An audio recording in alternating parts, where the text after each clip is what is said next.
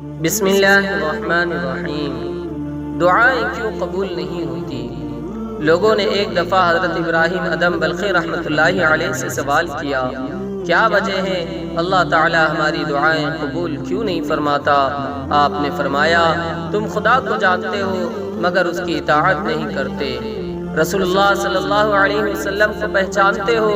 مگر ان کی پیروی نہیں کرتے، قرآن کریم پڑھتے ہو مگر اس پر عمل نہیں کرتے، اللہ تعالیٰ کی نعمت کھاتے ہو مگر شکر ادا نہیں کرتے،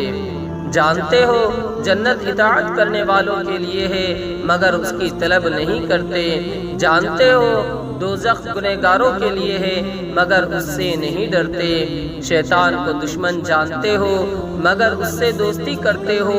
دور نہیں بھاگتے، خویش و اقارب کو اپنے ہاتھوں سے دفن کرتے ہو مگر عبرت نہیں پکڑتے، موت کو برحق جانتے ہو مگر عاقبت کا کوئی سامان نہیں کرتے، دوسروں کی عیب جوئی کرتے ہو مگر اپنی برائیوں کو ترک نہیں کرتے، ایسے شخص کی دعائیں کیسے قبول ہوں؟